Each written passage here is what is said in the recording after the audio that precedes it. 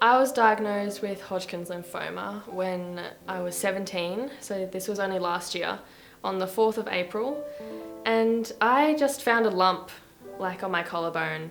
I didn't really pay much attention to it at the start because I was like, oh, I'll probably just hurt myself, you know.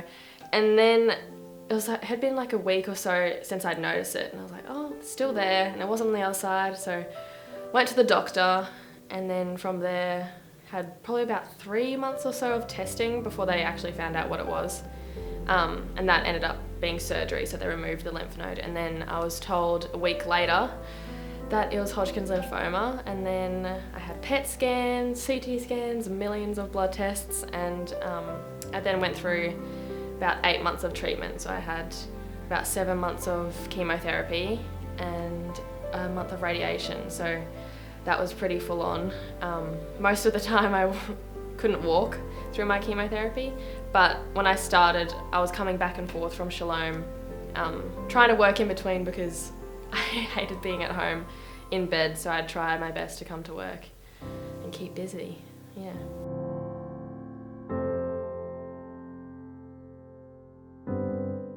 Well, to be honest, when I first found out that I had cancer, I didn't really think about it because I think it was just like the adrenaline, I was in shock.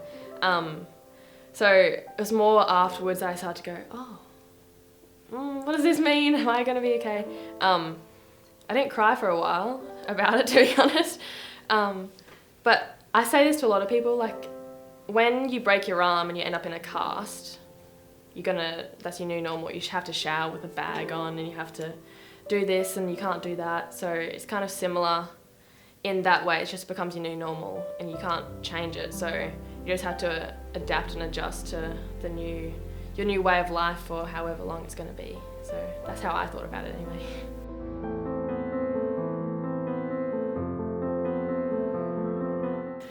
About midway through my journey, I connected with the Sony Foundation, and from there I've gone through and I've worked with Cancer Council, with Relay for Life now, and Lifeblood. I've actually just started a Lifeblood Champions team, and I'm working with Canteen, and like through all these different organisations and charities, I've met like amazing young people like myself who have gone through even worse, like harder battles than I have, and it's just extraordinary to like see all those different perspectives, and then like we can talk about it, and you can't really talk about all the pain of this needle and how this chemo made you feel with like your mum or your friends.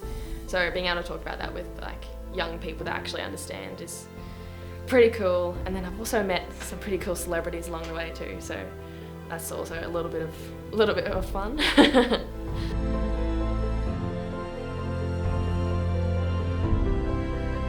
Actually probably this time last year, I got home after chemo one day and I was lying in my bed and Mum had gone to shower and whatever and get ready for the night, and this is where the point I couldn't walk. I was in a wheelchair and I was so unwell. This was my 3rd day of chemo in a row, and I remember lying down in my bed and I could feel like every part of my body all at the same time. I can't describe it any other way. You can feel like blood moving in your toes, you can feel like your head's like throbbing and everything. And I was lying there and I was like, oh my god, I don't think I'm going to wake up in the morning if I shut my eyes. And so I tried to reach for my phone, but I was just too exhausted, so I couldn't reach for it. And I was like, okay, I need to call out for my mum, because I was like, I need to go to the hospital, like I felt like I couldn't breathe, it was just awful, and I didn't even have enough strength to call out for my mum. So I just was lying there and I was like, okay, all I can do is like sleep, like that's all I can do. And then, I'm getting emotional. I just had to try and sleep, and then you don't want to sleep because I'm like, I'm not gonna wake up, and you're like, but I have to sleep, otherwise I'm just gonna go insane. So I ended up waking up in the morning, and then I got back to the hospital, had another round of chemo, and then went through the same thing. That feeling happened quite often, probably like most nights of, especially like that 4-month stint where I had really intense chemotherapy. It was pretty awful most nights actually.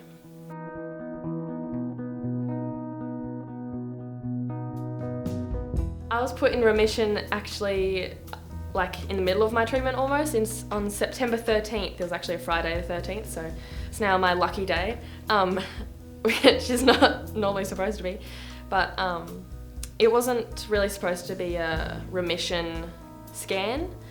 It was just all right, let's check, make sure like it's not growing more, and I was very nervous for that one because I hadn't had a good PET scan yet.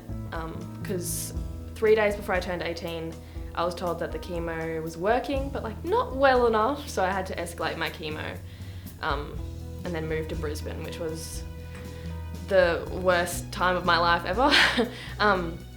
So on that September 13th, when I found out that I had a full metabolic response, which means that the chemo was working and there was no active cancer cells that they could see, that was just, I just remember, like, I was at home for that week back in Bundy, and I just remember getting a call from my doctor, and he told me I was just a mess. Molly has news. Tell everyone.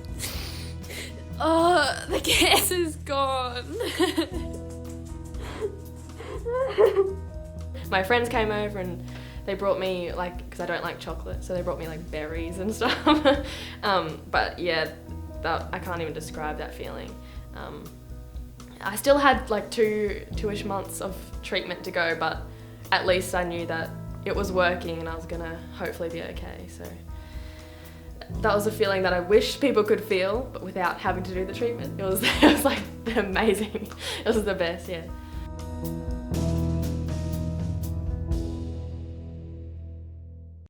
Oh, it's definitely, like, I don't think you can ever forget a cancer experience, obviously, in any way, even if you're the patient, the survivor, the carer, etc. But I think I've learned, like, there's no point trying to plan every little part of your life and, all right, next year I'm gonna do this, and then the year after I'm gonna do this.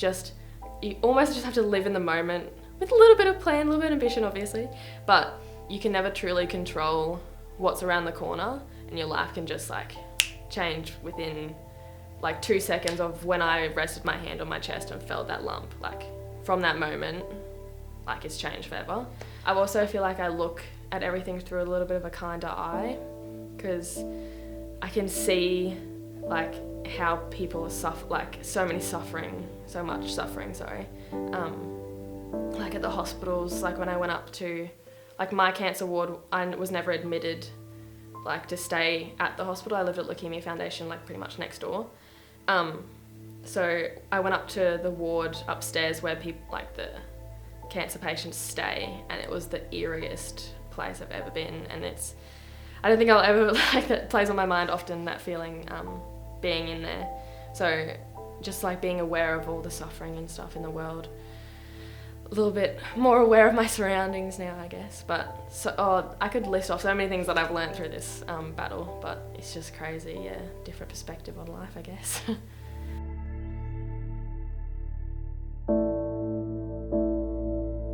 I've done Real Life for Life, well, through Shalom for a few years now. Like going with my friends, you know, it was like, it's a great organisation, and it's just an amazing event. Like, I would have so much fun and we'd be exhausted with my friends. I've got so many photos and videos of us just looking like zombies, but having like so many memories. And then having the opportunity to be the face of Real Life for Life is so weird, because you like go to the Realize and you see the face go up there and you're like, oh, that poor person. And then I'm like, oh, that's me. So I guess it's cool to be able to like share my story and tell people, like, don't like stress about when will I get sick, will I get sick, you know. If it happens, it happens. Like, you can't control everything. I guess it's just pretty cool to be face of Relay for Life this year, because I was doing my own relay last year, so I didn't really get to be a part of it. However, all the gappies, they went for me last year, so that was pretty cool. But yeah, it's exciting, even though it's all virtual, a little bit different, but hey, we'll see how it goes. Exciting.